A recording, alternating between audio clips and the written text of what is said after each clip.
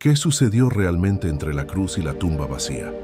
Durante siglos, los evangelios nos han dicho que Jesús murió un viernes y resucitó el domingo. Pero, ¿qué ocurrió el sábado? Ese día silencioso y enigmático entre la muerte y la resurrección suele pasar desapercibido. No así para Mel Gibson. Cuando le preguntaron sobre la secuela de la pasión de Cristo, él respondió: la resurrección no es solo un evento, es un terremoto cósmico.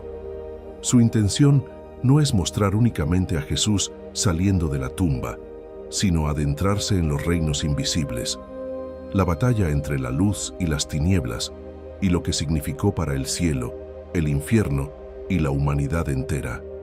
Para ello, Gibson se inspiró no solo en las Escrituras, sino también en las visiones místicas de Santa Catalina Emmerich, una monja alemana del siglo XVIII, el XIX, cuyas revelaciones impactaron tanto a teólogos como a cineastas. En este video recorreremos la narrativa oculta de esos 3 días. Caminaremos con las mujeres que sepultaron a Jesús. Descenderemos con él a las profundidades del Seol. Presenciaremos el temblor de los guardias, el silencio de los ángeles y el instante en que la historia se partió en 2. Si creías conocer la Pascua, piénsalo de nuevo. Esta es la resurrección como nunca antes la has visto. Era viernes, alrededor de las 3 de la tarde. El cielo permanecía despejado, pero el ambiente era denso, como si toda la creación contuviera el aliento. En el monte Gólgota, Jesús de Nazaret, el hombre que sanó a los enfermos, resucitó a los muertos y perdonó los pecados, agonizaba. Su cuerpo exánime pendía de la cruz, magullado, ensangrentado, respirando apenas. Entonces, con un último suspiro, alzó los ojos al cielo y dijo: Padre, en tus manos encomiendo mi espíritu. Estas palabras, registradas en el Evangelio de Lucas, no fueron un simple adiós. Fueron una señal eterna, un instante tan cargado de poder espiritual que hasta la creación reaccionó. La tierra tembló, las rocas se partieron y el velo del templo, ese manto gigantesco que separaba el lugar santísimo del pueblo, se rasgó de arriba a abajo. Santa Catalina Emmerich describió este momento con detalle. Para ella, el terremoto no fue solo físico, sino también espiritual. Los sacerdotes cayeron al suelo, sobrecogidos por el silencio. El cielo, aunque despejado, resonó con truenos lejanos. Incluso Poncio Pilato, en su palacio, percibió que algo trascendental estaba ocurriendo. Inquieto, envió mensajeros sin saber si se trataba de una revuelta o de un juicio divino. Al pie de la cruz, un centurión romano llamado Longino vigilaba. Fue él quien atravesó el costado de Jesús con su lanza, cumpliendo una profecía antigua. Cuando la sangre y el agua tocaron su brazo, algo se quebró dentro de él. No era profeta ni discípulo, pero en ese instante vio más allá de la muerte, reconoció la verdad y pronunció las palabras que siguen resonando hasta hoy. Verdaderamente, este era el Hijo de Dios. Al caer la tarde, 2 hombres inesperados dieron un paso al frente: José de Arimatea y Nicodemo. Ambos pertenecían a la clase dirigente judía, pero en secreto habían creído en Jesús. Ahora, con valentía, pidieron permiso a Pilato para darle sepultura. Con la autorización concedida, acudieron al Gólgota acompañados por Juan, el discípulo amado, y un siervo etíope descrito en las visiones de Emmerich. Entre todos, retiraron los clavos de las manos y pies del maestro. Cada golpe resonaba como un eco de dolor en medio del silencio. A pocos pasos se hallaba María. No gritaba ni se desplomaba. Permanecía de pie, silenciosa, herida en el alma, pero firme como una columna en medio de la tormenta. Lavaron el cuerpo de Jesús con agua, limpiaron la sangre seca de sus llagas y lo ungieron con aceites aromáticos. Mirra, nardo y otras esencias sagradas que impregnaron el aire con un perfume celestial. No era un simple rito funerario, era un último acto de adoración. Con esmero lo envolvieron en lino blanco, no como quien prepara un cadáver, sino como quien despide a un rey. Lo colocaron en una tumba nueva tallada en roca caliza, junto a un antiguo lagar, un lugar apartado y silencioso. Finalmente sellaron la entrada con una piedra enorme que requería la fuerza de varios hombres para moverla. Pero ni siquiera eso bastó para Roma. Pilato, receloso y presionado por las autoridades, ordenó que 16 soldados custodiaran la tumba. Encendieron antorchas a ambos lados y montaron guardia durante la noche. Entre los guardias se encontraba un soldado llamado Abenadar. Su nombre no aparece en las escrituras, pero según las visiones de Catalina Emmerich, era un comandante romano que experimentaba una extraña agitación que no lograba comprender. Y sin embargo, pese a toda la vigilancia, pese al poderío militar de Roma, algo invisible ya había comenzado, algo divino. Santa Catalina relató que un aroma sutil flotaba sobre la tumba, una dulzura tan delicada y sagrada que solo los corazones puros podían percibirla. María lo sintió, Juan también. Los soldados, en cambio, nada percibieron, porque aquello no era para los ojos del mundo, sino un mensaje susurrado en silencio. La historia aún no había terminado. En apariencia todo estaba en calma, pero bajo la piedra, más allá de las espadas romanas y del entendimiento humano, Jesús ya se movía, no en cuerpo, sino en espíritu. Se dirigía a un lugar del que ningún hombre había regresado jamás. Mientras su cuerpo reposaba en la fría tumba, envuelto en lino y silencio, su espíritu estaba lejos de estar quieto. Según las visiones de Emmerich, confirmadas también por la tradición cristiana primitiva, Cristo descendió al reino de los muertos, no como un espectro, sino como un rey. En la creencia hebrea existía un lugar misterioso llamado Seol.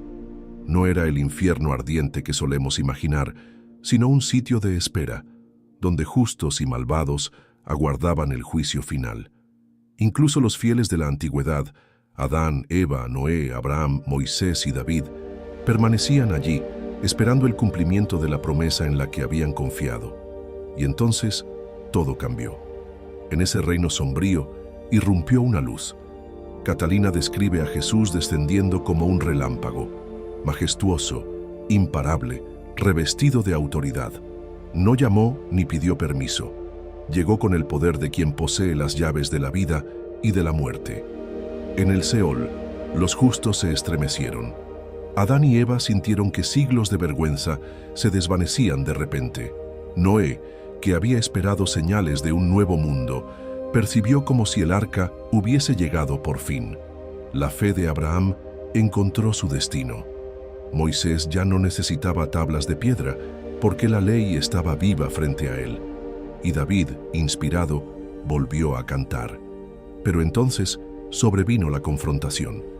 Las fuerzas de oscuridad, esos antiguos espíritus engañosos que habían reinado sobre la muerte, se levantaron para oponerse.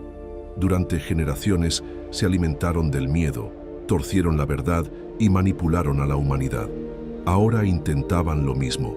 Susurraban mentiras, se ocultaban en sombras. Pero ¿cómo mentir frente a la verdad misma? La visión de Emmerich es sobrecogedora. Jesús no destruyó a los demonios con violencia, no lo necesitaba. Su sola presencia los deshizo como la niebla bajo el sol, como una mentira que desaparece al pronunciarse la verdad. No se blandió espada alguna, no se oyó grito de batalla, solo reinó una autoridad resplandeciente e inconmovible. Los justos comenzaron a levantarse uno a uno como quienes despiertan de un largo sueño. Sus ojos se abrieron, sus espíritus ardieron. Supieron al instante que aquel era el esperado, no porque se presentara con palabras, sino porque su misma presencia encarnaba cada esperanza, cada promesa y cada lágrima. Y entonces ocurrió lo imposible. Jesús, irradiando luz eterna, los condujo fuera, una procesión celestial. El limbo de los justos quedó vacío. Catalina insiste en que no fue un simple símbolo, fue un éxodo real, una liberación espiritual de las almas más fieles de la historia. Como un general victorioso que regresa del territorio enemigo con los cautivos liberados. Las puertas del cielo, cerradas desde la caída, se abrieron de par en par. Ángeles descendieron, recibieron a los redimidos y los guiaron a la gloria. No fue un espectáculo para el mundo, no fue una representación simbólica. Fue íntimo, eterno y completamente real en el reino invisible. Esta parte de la historia de la resurrección pocas veces se cuenta. La mayoría de las películas terminan en la cruz o comienzan de nuevo con la tumba vacía. Pero es en este espacio intermedio donde empezó el gran cambio. Mel Gibson ha mencionado este misterio en entrevistas. Lo llama los 3 días más importantes de la historia de la humanidad. Y tiene razón, porque mientras el mundo lloraba a un Mesías muerto, el Mesías estaba transformando los cimientos mismos de la creación. Liberaba a los cautivos, a aquellos que murieron con esperanza, pero aún no habían visto la luz. El credo de los apóstoles lo declara con sencillez. Descendió a los infiernos y al tercer día resucitó. Aunque incluso la palabra infierno puede confundir al oído moderno. No se trataba del lugar de condenación, sino del reino de la espera. Mientras Jesús guiaba a los redimidos hacia la gloria, el universo entero se inclinaba. La historia adquiría un nuevo centro de gravedad. Desde ese momento, el tiempo no solo se dividiría en antes y después de Cristo, sino en antes y después de la resurrección. Y aquí está la verdad más íntima. No se trataba únicamente de las almas antiguas, se trataba también de ti, porque todo lo que Jesús hizo en esas horas invisibles es un modelo de lo que Él mismo quiere hacer en cada corazón. Descender a tu oscuridad, llamarte por tu nombre, sacarte del miedo, de la culpa, de la duda y de la muerte. Todos llevamos dentro partes enterradas, olvidadas o rotas, pero la resurrección no es solo un hecho histórico, es una invitación. Es Cristo diciendo: te veo, voy por ti y conozco la salida. Cuando llegó el domingo, la tierra se preparaba para algo que nadie esperaba, ni siquiera los soldados de guardia. Era de madrugada, aún oscuro y silencioso. La tumba excavada en la roca estaba custodiada por 16 soldados romanos. Sus antorchas parpadeaban al viento. La tierra estaba quieta, pero no por mucho tiempo. Entre los guardias se encontraba un hombre llamado Clay, un soldado tracio mencionado en las visiones de Catalina Emmerich. No era devoto, solo un hombre que cumplía su deber. Pero aquella noche sintió algo extraño. El aire se volvía denso, como si una fuerza invisible le oprimiera el pecho, una tensión indescriptible, y de repente el silencio se quebró. Desde el interior de la tumba brotó una luz, no como fuego ni antorcha, sino un resplandor puro, vivo, indescriptible. Dentro, el cuerpo de Jesús, herido, ensangrentado e inmóvil, comenzó a elevarse sobre la losa de piedra. La gravedad no significaba nada. Las llagas en sus manos y en su costado ya no sangraban, resplandecían con luz. Los lienzos cayeron intactos, doblados con perfección, como si una mano invisible los hubiera dejado en orden, murmurando en silencio: estuve aquí, pero ahora vivo. La colina entera se estremeció, no como en un terremoto, sino como si la creación misma reconociera el regreso de su creador. La piedra que cerraba la tumba, de casi 2 toneladas, se movió suavemente, sin estruendo, como si el tiempo mismo se detuviera para contemplar el momento. Entonces llegaron los ángeles. 2 de ellos descendieron envueltos en un resplandor cegador. No irrumpieron en la tumba, la abrieron como quien abre la puerta de un santuario. Clay intentó alzar su lanza, pero sus brazos le fallaron. A su alrededor, los soldados cayeron al suelo inconscientes, vencidos por un poder que no podían resistir ni comprender. Sus sombras quedaron grabadas en las paredes, congeladas por el destello divino. En ese instante, la tumba más segura de la tierra se convirtió en el lugar más frágil bajo el cielo. Y entonces, Él salió. Jesús emergió sin prisa ni espectáculo. Su manto brillaba con una luz que ninguna mano humana había tejido. Catalina Emmerich asegura que hasta la creación respondió: la hierba, los olivos, las flores nocturnas, todos se inclinaron hacia Él, no por la luz del sol, sino porque reconocieron a su Creador. Pero no permaneció allí. En un abrir y cerrar de ojos, apareció a kilómetros de distancia, en una casa humilde al otro lado de la ciudad, donde María, su madre, oraba en silencio. No hubo pasos ni puertas abiertas, simplemente estaba allí. La miró y con una leve sonrisa pronunció 3 palabras: Madre, hecho está. El alma de María se alzó en paz. La espada de dolor que Simeón había profetizado quedó apartada, no con fuerza, sino con consuelo. Poco después, otra mujer llegó a la tumba, María Magdalena, sola y desconsolada. No esperaba un milagro, venía buscando un cuerpo, pero lo que halló fue la piedra removida, los guardias caídos y la tumba vacía. Entonces, 2 ángeles le preguntaron: Mujer, ¿por qué lloras? Con voz entrecortada respondió: Se han llevado a mi Señor, y no sé dónde lo han puesto. Al girarse vio a un hombre de pie. No lo reconoció. En sus lágrimas le pareció un jardinero, pero él pronunció su nombre: María. En ese instante lo supo. Cayó de rodillas, intentando aferrarse a sus pies, pero él la detuvo con suavidad. No me toques, porque aún no he ascendido a mi Padre. Ve y diles a mis hermanos. Y así fue como el mensaje de la resurrección comenzó a expandirse. María Magdalena corrió sin aliento, entre lágrimas y risas. Su voz rompía el silencio de la mañana. Está vivo, lo he visto.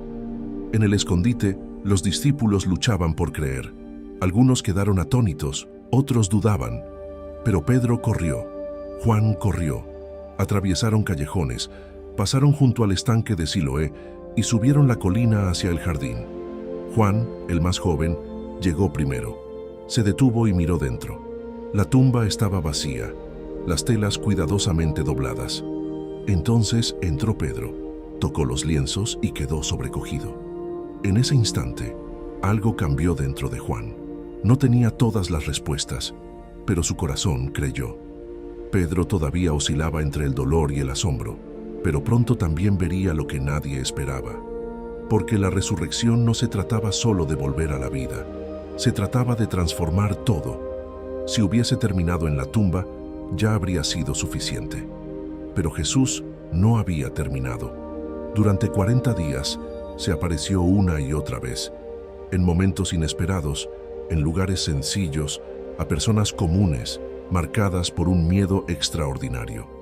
Los evangelios nos ofrecen destellos de estas apariciones, pero las visiones de Catalina Emmerich las narran con detalles vivos. Encuentros de intimidad, restauración y alegría incontenible. Tomemos el camino de Emaús.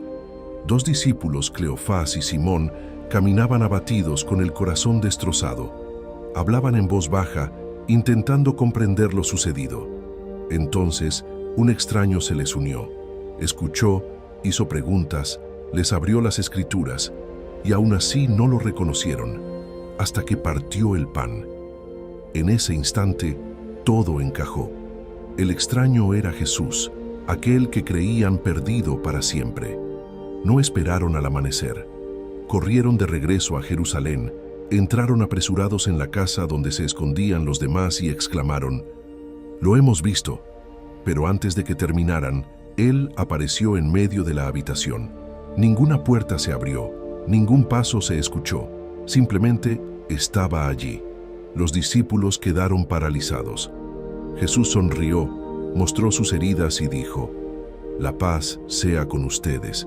No fue solo un saludo, fue una declaración, un alto al fuego divino, la prueba de que la muerte había sido vencida. Y para demostrar que no era un fantasma, pidió comida y comió delante de ellos. Un gesto sencillo que selló la realidad del milagro. Pero Tomás no estaba presente. Cuando regresó y oyó la noticia, respondió: «Si no veo sus heridas y no las toco, no creeré». 8 días después, Jesús volvió, esta vez por Tomás. Lo miró a los ojos y le dijo: «Toca mis manos, cree». Tomás cayó de rodillas: «Señor mío y Dios mío». Jesús pronunció entonces una frase que resuena hasta hoy: «Bienaventurados los que no han visto y sin embargo creen». Era un mensaje para todos los que llevaríamos la luz sin haber presenciado la llama de primera mano. Durante esos 40 días, Jesús también se apareció en privado a su madre, María. Mientras ella oraba en silencio, sintió su presencia como un amanecer en el alma. No hacían falta palabras, sus corazones se entendían en lo profundo. Visitó a Lázaro, Marta y María de Betania. Marta, fiel a su carácter, corrió a servirle. María, la que ungió sus pies con perfume, volvió a extender la mano hacia su manto. No necesitaba pruebas, ya creía. Catalina Emmerich cuenta que la casa se llenó de una paz tan intensa que hasta los pájaros comenzaron a cantar de otro modo. Finalmente, llegó la ascensión. En la cima de una montaña en Galilea, cientos de hombres, mujeres y niños contemplaban al Señor resucitado. Jesús, revestido de gloria, proclamó: «Toda autoridad en el cielo y en la tierra me ha sido dada. Vayan y hagan discípulos de todas las naciones. Yo estoy con ustedes siempre, hasta el fin del mundo». Mientras hablaba, una nube lo envolvió. Se elevó con majestuosidad, sus pies se separaron de la tierra y desapareció en el cielo. Entonces 2 ángeles dijeron: «¿Por qué miran al cielo? Este mismo Jesús regresará tal como lo han visto partir». Los discípulos volvieron a Jerusalén no con tristeza, sino con alegría. Lo habían visto vivo, habían tocado la gloria. 10 días después, en Pentecostés, todo volvió a cambiar. Los discípulos, junto con María y muchos otros, oraban en un aposento alto cuando un viento y un fuego rompieron el silencio. No era un símbolo, eran llamas reales que se posaron sobre sus cabezas, y en lugar de consumirlos, los llenaron de poder. Cada uno comenzó a hablar en lenguas que nunca había aprendido. Afuera, la ciudad estaba repleta de peregrinos de todas partes del mundo, y cada uno escuchó el mensaje en su propio idioma. Ese día nació la iglesia. Pedro, el mismo que había negado a Jesús, ahora se alzó con valentía. Predicó con fuego, proclamando la resurrección no como un mito, sino como una realidad que había transformado todo. 3.000 personas creyeron en un solo día. Catalina Emmerich describe este inicio no como un simple movimiento social, sino como un terremoto espiritual. El nombre de Jesús tenía poder en el cielo y en la tierra. Incluso la sombra de Pedro sanaba enfermos. Un paralítico, al sentir pasar al apóstol, se levantó después de años postrado. Las calles de Jerusalén se convirtieron en ríos de sanidad. Ni las prisiones pudieron detener aquel fuego.